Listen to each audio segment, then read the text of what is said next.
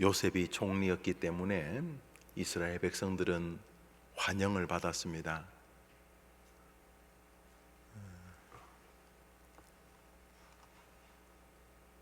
지금은 이제 투르키에 이렇게 부르지만 한동안 터키 이렇게 불렀던 나라가 있습니다. 서양과 동양을 잇는 지역에 있어서 생김새도 동양과 서양을 이렇게 섞은 듯한 민족입니다. 한때는 오스만 제국이라 그래서 굉장히 강력한 제국 중에 하나였습니다. 우리 민족이 전 세계를 제패해 본 적이 없는데 오스만 제국이나 스페인, 영국, 프랑스, 이탈리아 이런 나라들이, 독일 이런 나라들이 세계를 제패한 적이 있지 않습니까? 그 중에 한 나라가 지금 터키, 트르키예라고 부르는 이 나라인데, 이 나라가 유교가 났을 때 우리나라에 미국을 중심으로 한 16개국 참전국 중에 하나입니다. 그래서 지난번 월드컵에서도 터키하고 싸워서 이겨도 서로 기뻐하고 저도 기뻐하면서 우리가 형제 나라다 이렇게 말합니다. 한 번씩 이렇게 그 트르키에 가면은 우리가 한국서 왔다 그러면 굉장히 환영을 합니다. 그런 것처럼 우리 70여 년 전에 자기 나라 국민들이 우리 대한민국을 도와줬기 때문에 우리나라 사람들은 그 터키 나라에 고마워하고 또 본인들도 자긍심을 가지고 우리가 지켜준 나라라 이렇게 해서 서로 기억하지 않습니까? 서로 따뜻하게 대하고. 그런 것처럼 요셉이 총리였기 때문에 요셉이 총리일 때는 요셉의 국가 이스라엘을 애굽 사람들이 굉장히 우호적으로 대했습니다. 주변의 거의 모든 나라들이 2년 3년 하면서 비가 나서 막 죽어가고 있을 때 요셉의 치하에 있는 애굽의 백성들은 배불렀고 엄청난 풍년이 왔을 때에 요셉의 지혜를 따라서 곡식을 잘 이렇게 창고에 저장해 뒀기 때문에 자기 나라 전 국민을 다 먹일 뿐만 아니라 쌀이 귀한 세계에 수출도 할 수 있었기 때문에 그때 요셉을 통해서 애굽이 더 넓게 확장이 됩니다. 재산이 없는 사람들은 애굽 왕에게 땅을 팔고 곡식을 사는 것이었을 테니까, 그러니까 애굽 임금이나 애굽 국민들은 요셉 때문에 훨씬 더 자기 나라가 좋아진다는 것 때문에 요셉으로 인해서 이스라엘 사람들에게도 굉장히 우호적이었습니다. 그런데 세월이 많이 흘렀습니다. 요셉이 죽고 5년, 10년, 20년, 30년 하면서 왕들이 몇 번 바뀌면서 이제는 요셉을 전혀 모르는 임금이 들어서게 됩니다. 출애굽기 1장 8절을 읽겠습니다. 우리 9절 10절 읽었으니까 8절입니다. 시작. 요셉을 알지 못하는 새 왕이 일어나 애굽을 다스리더니. 자, 이 왕이 요셉을 잘 모릅니다. 그저 옛날에 그런 사람이 있었나 보지 이런 정도입니다. 좀 배은망덕한 거죠. 우리나라를 도와준 영국, 프랑스, 또 이디오피아, 필리핀, 미국 이런 나라들이 우리를 도와줘서 지금 우리가 조선민주주의 인민공화국 아래서 이렇게 거지 깡패 국가가 안 되고 이렇게 신앙의 자유를 가진 것은 물론 하나님의 은혜지만 그런 나라들의 도움이기 때문에 우리가 고마워해야 되죠. 그런데 어떤 면에서 좀 우리 민족 자체가 이제 자꾸 배은망덕해져 가는 것 아닌가 생각을 합니다. 우리가 은혜를 기억해야 되는데 그게 기독교인데, 은혜를 기억하는 게. 그래서 부모를 공경하라는 것도 그 부모가 있었으니까 우리가 존재하고, 그 아빠 엄마가 그 뱃속에 있을 때도 참 애지중지 키우고, 또 닭 놓기만 하면 되나요? 젖먹이고 기저귀 갈고 심하다 때마다 어르고 달래고 그렇게 해서 사람 만들어 놨더니 이게 뭐 지 혼자 산 것처럼, 그러니까 하나님께서 부모를 공경하라고 하는 것 안에 은혜를 기억하라는 게 있지 않습니까? 물론 이제 그 최종적으로 참 부모이신 하나님께로 연결하는 연결고리이긴 합니다만, 그럼에도 불구하고 은혜를 기억하는 것은 너무 귀한 것이지 않습니까? 서로 은혜를 기억하는데, 우리나라가 안 그랬는데 언제부터 이렇게 좀 이상해졌다 생각이 듭니다. 이러지 않았는데, 우리가 백이민족이고 참 예의가 있는 민족이었는데 너무 많이 이상해진 면이 있다. 뭐 스스로 자위한다면은 압축 성장이나 이런 것 때문에 이유가 되겠지만은, 누가 뭐래도 지도자 그룹에서 문제가 생긴 것은 틀림이 없는 거죠. 지도자 그룹. 그래서 우리가 늘 요셉 총무를 비롯해서 지도자다움 지도자를 구하고 있죠. 지금 이제 배은망덕한 임금이 이제 임금의 자리에 올랐는데, 뭐 요셉, 옛날에 요셉은 요셉이고 그러면서 히브리 사람들이 자꾸 번성을 하니까 불편해지기 시작했습니다. 우리 이스라엘 백성, 믿음의 사람들이 번성하면 우리는 행복하잖아요. 기쁘고 감사한데, 우리가 이렇게 번성하고 우리가 하나님 앞에서 영적으로 더 활력을 띠고 또 더 많은 믿음 생활의 기쁨을 누리고 또 더 많이 회개하고 겸비하고 또 예수 안에서 많은 영육의 복을 받고 하면은 당연히 하나님과 하나님의 백성들은 기뻐하겠지만, 중요한 것은 우리가 복될 때, 우리가 하나님의 은혜 안에 있을 때, 그러니까 이스라엘 백성들이 애굽 사람보다 더 번성하다는 말은 하나님이 은혜를 주셨다는 거잖아요. 근데 하나님이 은혜를 주시면 모든 사람이 좋아해야 되는데, 여러분이 은혜를 받는 것을 모든 사람이 좋아하지는 않는다는 것입니다. 9절 10절을 한번 다시 읽겠습니다. 시작. 그가 그 백성에게 이르되 이 백성 이스라엘 자손이 우리보다 많고 강하도다. 자, 우리가 그들에게 대하여 지혜롭게 하자. 두렵건대 그들이 더 많게 되면 전쟁이 일어날 때 우리 대적과 합하여 우리와 싸우고 이 땅에서 나갈까 하노라 하고 이제 고생을 시켰다는 말인데, 굉장히 괴롭힙니다. 이스라엘 백성들을 괴롭히는 이유는 이스라엘 백성들이 하나님의 은혜 안에 있기 때문에 그랬다는 것이죠.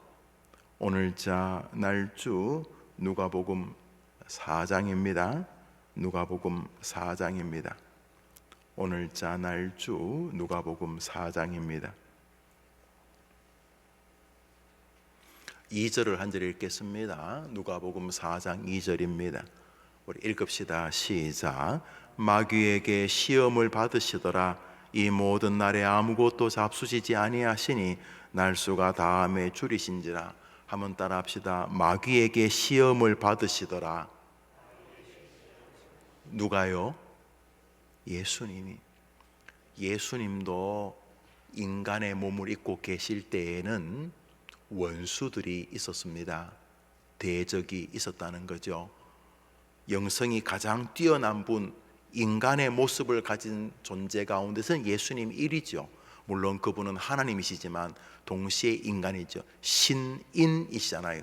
하나님이시면서 동시에 완전한 인간이시죠. 완전하다는 게 뭐 이렇게 퍼펙트, 뭐 점도 흠도 없다는 뜻도 되지만은, 우리처럼 누가 때리면 아프고 못 드시면 배고프고 피곤하면 지치시는 우리와 동일한 인간이셨죠. 예수님이 또 반드시 인간이셔야만 되고요. 첫 번째 인간 아담이 망친 것을 해결하기 위해서는 두 번째 인간 아담으로 오셔야 되니까, 예수님은 하나님이시지만 동시에 인간이셨죠. 그 인간 가운데 최고봉의 인간 가운데 최고의 영성의 소유자, 인간 가운데 가장 정서와 감정을 완벽하게 컨트롤할 수 있으신 분, 인간 가운데 가진 지혜의 최정점에 계신 분, 과거와 현재와 미래를 다 아시는 분, 예수 그리스도, 그분조차 인간의 몸을 입고 계실 때에는 대적자가 있었다는 이야기입니다. 이스라엘 백성들이 애굽에서 그들만 고생한 게 아니고 인간의 최고의 존재이신 예수님도 인간의 모습을 가지고 계실 때에는 사단으로부터, 세상으로부터 고초와 시험을 겪으셨다는 것입니다. 그러므로 우리가 믿음이 없어서 시험을 겪거나 믿음이 참 좋을 때 시험을 겪는 것이 이상한 일이 아니라 너무도 당연하거나 지극히 정상적인 것이라는 사실을 알 수가 있습니다. 어느 날 속이 미식거려 병원 갔더니 중병이다, 이런 시험이 안 오는 것보다야 좋지요. 가급적 우리나라 평균 수명인 80대 초반까지 중반까지 그저 잔병 없이 그렇게 언젠가 죽기는 하겠지만 큰 탈 없이 죽는 그날까지 걸어서 내 발로 교회에 왔다가 그저 노환으로 밤에 자듯이 그렇게 죽는 것 좋지만 그게 꼭 좋은지 모르겠지만 몸이 좀 아픈 것도 시험이죠. 사람이 몸이 아프면 웬만한 사람들은 다 영적으로도 가라앉습니다. 사도 바울 같은 이 엄청난 분도 몸이 아프니까 하나님 앞에 막 침체해서 절규하지 않습니까? 우리가 뭐 대단하다고. 없어서 배고프면 괴롭고 혈육에 어려움이 생기면 가슴앓이 하는 것, 이게 다 아픈 거죠. 대신에 막 참 믿음 생활이 엉망일 때 아픈 거야 하나님이 쥐어 박으시는구나 하고 회개하고 내 죄를 내가 알렸다, 이런 마음으로 우리를 추스릴 수 있다 손치더라도 요즘은 새벽기도도 열심히 하고 교회도 열심히 하고 교회 나오면서 남 욕도 별로 안 하고 조금밖에 안 하고 나름대로 최선을 다하는 것 같은데 자꾸 이 안 좋은 것 같은, 누군가가 나를 괴롭히는 것 같은 느낌이 들 때 우리가 휘청하게 됩니다. 아니 내가 천인공노할 짓을 하나님 앞에 하다가 얻어맞으면 그래 하나님 살아계시는구나, 잘못했습니다 그러지만 내 생각에 내 생에 영적으로 가장 탁월한 시절을 구가하고 있을 때에 얻어 터지는 듯한 느낌이 들면 많이 휘청거립니다. 그때 오늘 출애굽기 1장에 이스라엘 백성들은 지금 은혜의 장중에 있습니다. 다른 민족하고 같이 사는데 다른 민족보다 이스라엘 백성이 월등하게 번성한다는 거죠. 월등하게. 다른 사람이 봐도 야, 저 예수 믿는 저 집안이 진짜 잘 된다, 월등하게 잘 될 때에 공격이 왔습니다. 그 뒤부터 이제 이스라엘 백성들의 절규가 이어지게 되죠. 말 그대로 엑소도스, 출애굽을 하게 되는 거 아닙니까? 그게 바로 이 애굽의 임금과 애굽 사람들이 막 이스라엘 백성들을 괴롭혔기 때문입니다. 그 괴롭힘의 첫 동인이 잘 되었기 때문입니다. 와, 이스라엘 백성이 우리 민족보다 참 잘 되는구나, 야, 저 예수 믿는 저 집사 집안이 참 잘 되는구나, 이렇게 좋은 일이 벌어졌을 때에 어려움이 올 수 있음을 오늘은 보게 됩니다. 아무리 영적으로 탁월해도 우리가 예수님의 영성을 따라갈 수는 없지 않습니까? 그 완전하신 예수님도 인간의 몸을 입고 있으실 때에는 고초를 겪었었습니다. 그러므로 고난이 우리 곁에 늘 동행하는, 좀 서글프긴 해도 친구라는 사실을 잊어서는 안 되는 것입니다. 우리 성경 한 절 더 보겠습니다. 오늘자 날주 욥기서 18장입니다. 욥기서입니다. 오늘자 날주 욥기서입니다. 1절과 2절을 읽겠습니다. 1절 2절 읽읍시다. 시작. 수아사라 빌다시 대답하여 이르되 너희가 어느 때에 가서 말의 끝을 맺겠느냐, 깨달아라. 그 후에야 우리가 말하리라. 이렇게 지금 막 이게 무슨 말이냐 하면 욥이 내가 아무리 생각해도 내가 하나님 앞에 뭘 잘못했는지 내가 정말 잘 모르겠어, 나 정말 믿음으로 살았는데, 이렇게 하면은 그래 하나님 뜻이 계시겠지 이래야 될 텐데 아유 또 똑같은 소리. 안 지겹냐? 야, 여보게 친구니까. 안 지겹냐? 너 지금 했던 소리 또 하고 이렇게 지금 비아냥거리는 겁니다. 야, 내가 언제까지 네 이야기 듣고? 야, 임마, 네가 뭐 잘못했으니까 지금 이 얻어 터지는 거지. 원래 욥이 너무 어려움을 겪었어요.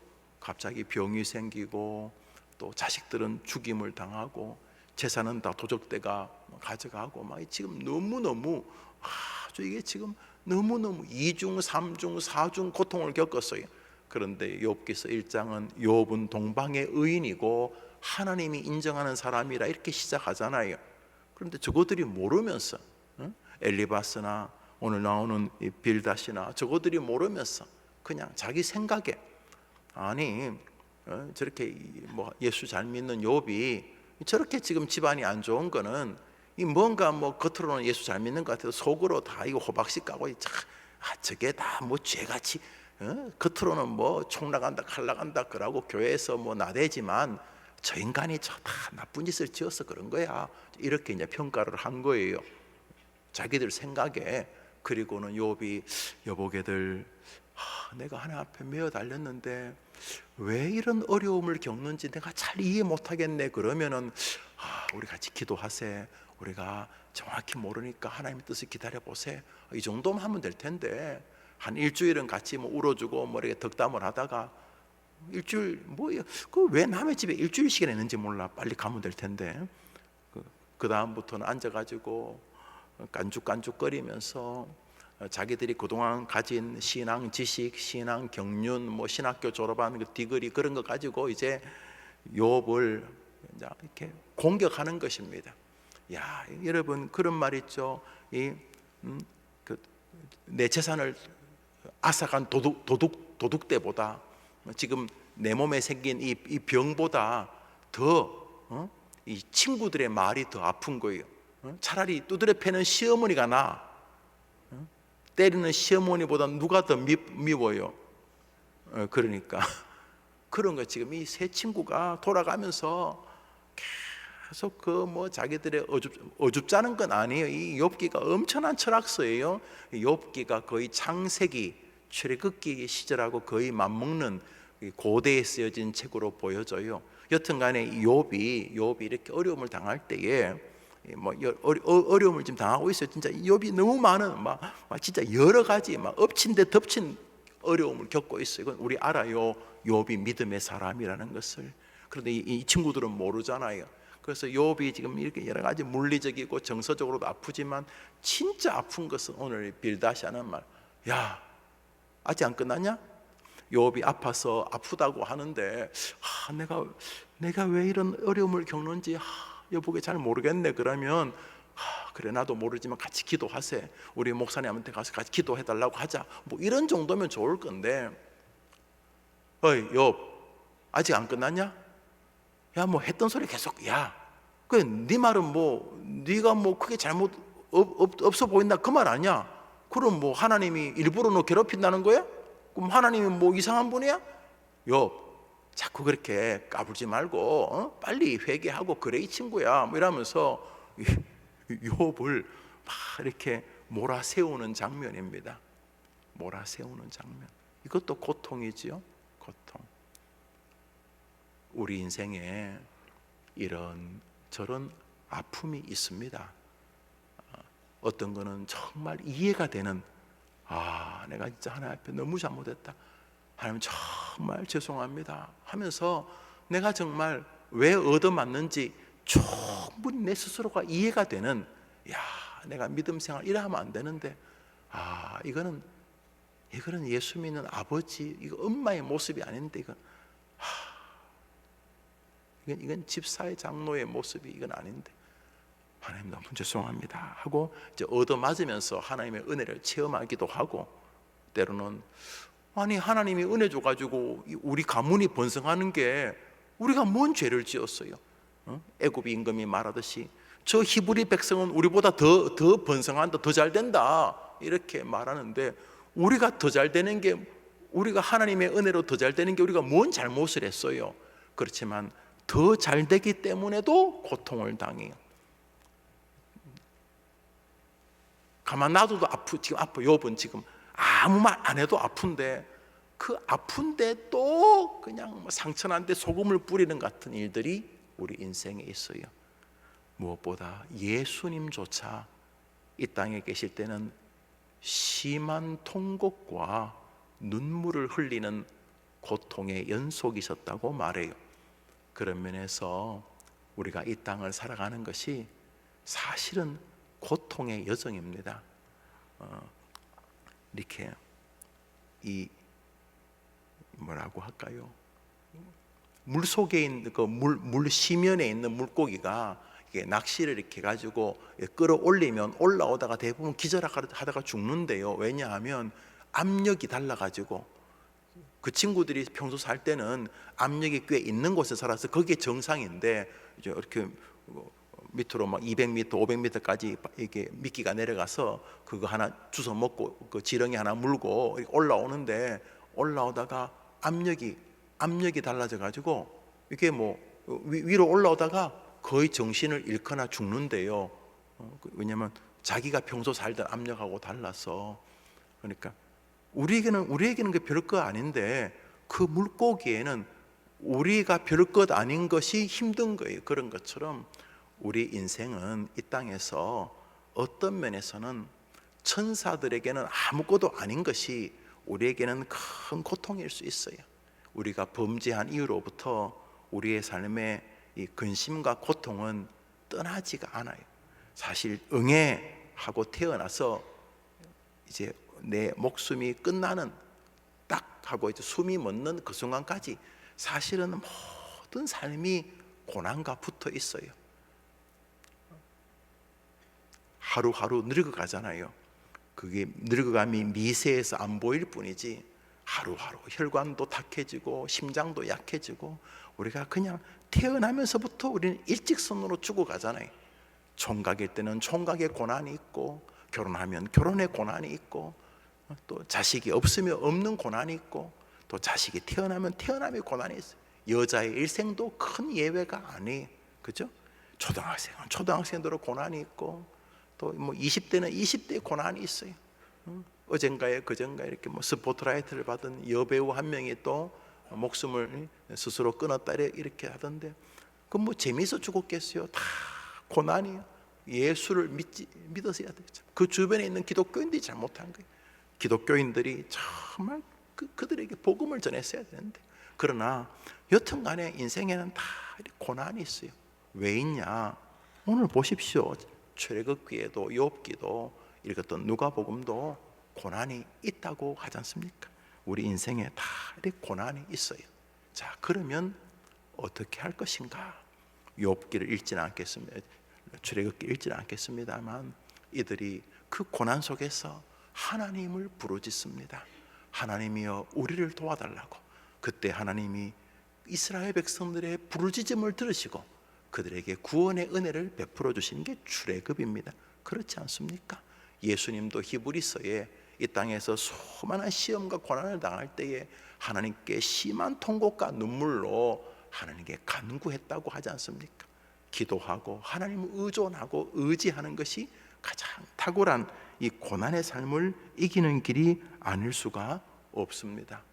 욥도 이 땅을 살면서 끝내 하나님을 불평하지 아니하고, 내가 정말 내 인생을 다 이해는 못하지만 내가 하나님이 나를 단련하신 후에는 내가 정금같이 나올 것이라고 끝까지 믿음을 포기하지 않고, 고난이 오는 것을 다 해석은 못해도 고난이 오는 것은 이상한 일은 아니다, 이런 마음을 가지고, 여러분이나 저나 우리에게 다가오는 고난을 어떻게 다 그 암호를 다 풉니까?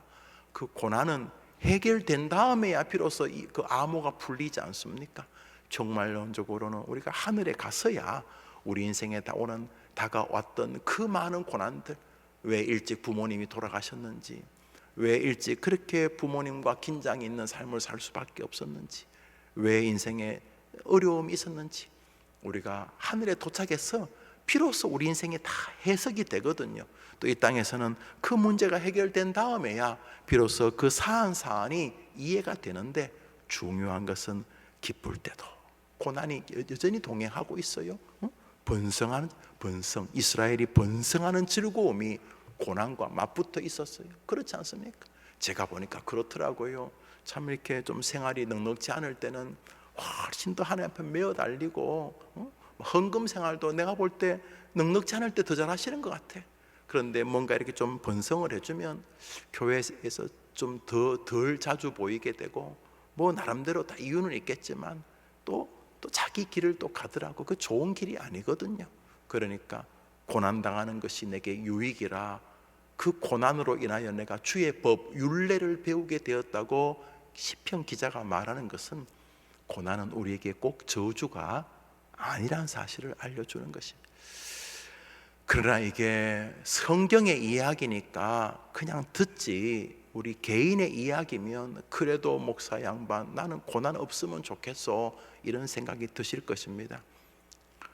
그렇지 않다는 것을 알리려고 오늘 성경이 말씀하시는 것 아니겠습니까? 여기 다 유형은 다르지만 고난이 없는 분이 없으실 것입니다. 그러나 오늘 본문에서 작은 위로가 되지 않습니까? 고난 당하는 게 최소한 이상한 일은 아니구나.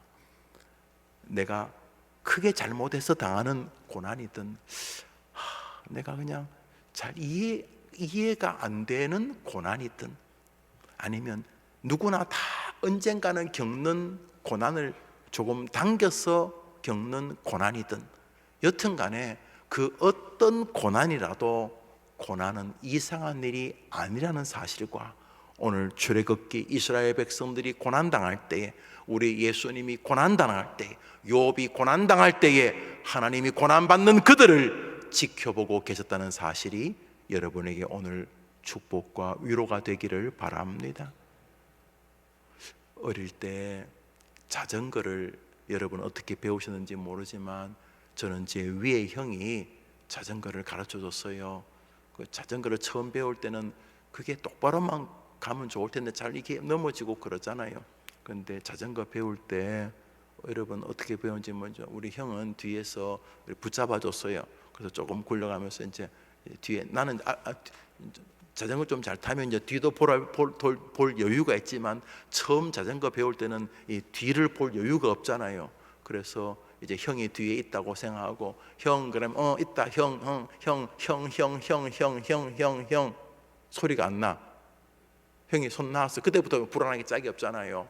근데 형이 붙잡고 있다 그러면 별로 안 무서워. 넘어지려면 형이 붙잡아 줄 테니까. 형은 자전거 이렇게 밀어주고 손을 놓을지 몰라도 우리 주님은 여러분을 끝까지 붙들고 계시는 줄 믿으시기 바랍니다. 왜냐하면 주님이 말씀하셨어요. 보라, 세상 끝날까지 내가 너희와 항상 함께 있으리라. 우리가 눈 깜빡이는, 오늘 설교하면서 내가 눈을 몇 번 깜빡이는지 모르겠지만, 눈 깜빡이는 순간에도, 침 넘어가는 순간에도, 나는 그분을 인지 못하고 살 때도 우리 주님은 당신이 약속하신 신실하심 때문에 우리 곁을 떠나지 않으시는 줄 믿으시기를 바랍니다. 그러면 뭐 해볼 만하지 뭐. 그러면 뭐 남은 목회 해볼 만하지 뭐. 고난이야 뭐 특별한 거 아니니까. 고난이 와도 내가 믿음을 끝까지 붙잡을 것이고, 고난 때문에 더 주님을 의지할 것이고, 고난으로 인해서 내 곁에 계신 주님을 더 많이 사모하게 될 것이니, 고난도 결국은 나에게 유익이 될 줄 믿습니다. 이것이 여러분의 오늘 하루의 삶이 되기를 주님의 이름으로 축복합니다. 오늘부터 방학을 끝내고 10시에 어머니 기도회가 시작됩니다. 참 아름다운 예배 중에 하나가 저는 우리 교회 어머니 기도회라고 생각을 합니다. 가장 순결한 예배 중에 하나겠죠. 어떤 엄마가 자식을 위해서 장난이나 외식으로 기도하겠습니까? 내 새끼인데. 그래서 어머니 기도회는 특별한 직업이 있으시거나 하시면 어쩔 수 없지만, 아니라면 우리 해림의 어머니들은 같이 나와서, 제가 뭐 특별한 일로 어디 외국에 출타하거나 뭐 제 몸이 특별하게 이상이 생기지 않는 이상, 제가 어머니 기도회는 늘 이렇게 설교하고 기도회를 인도합니다. 뭐 저도 사실은 부모 중에 한 명이니까. 오늘 어머니 기도회 다시 방학 끝내고 시작할 때 함께 하시기를 바랍니다. 오늘은 제가 한번 기도하겠습니다. 하나님 아버지, 내가 잘 되면 남도 좋아해 줄 줄 알았는데, 우리 가정이 잘 되면 다른 사람도 기뻐해 줄 줄 알았는데, 이스라엘 백성이 잘 되는 것을 애굽은 싫어했고 저주까지 했었습니다. 우리 예수님은 점도 흠도 없는 우리를 위해 오신 순전하고 순결하고 평화의 왕이신데, 사단은 그 예수님조차 인간의 몸을 입고 계실 때는 공격했던 것을 봅니다.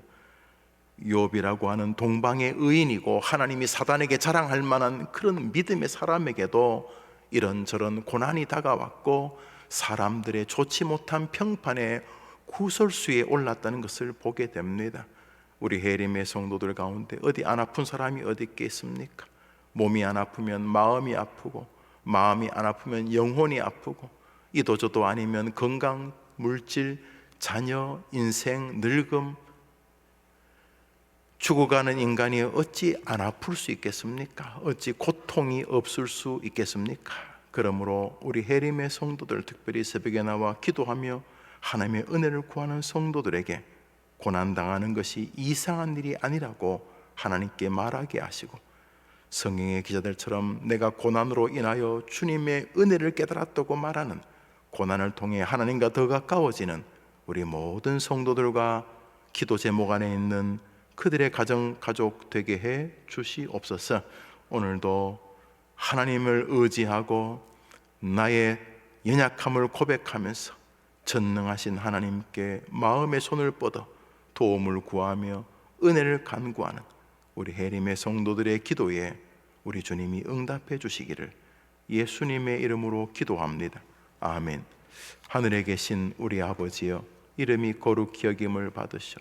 나라의 임하옵시며 뜻이 하늘에서 이룬 것 같이 땅에서도 이루어지이다. 오늘 우리에게 일용할 양식을 주옵시고, 우리가 우리에게 죄 지은 자를 사하여 준 것 같이 우리 죄를 사하여 주옵시고, 우리를 시험에 들게 하지 마옵시고 다만 악에서 구하옵소서. 대개 나라와 권세와 영광이 아버지께 영원히 있사옵나이다.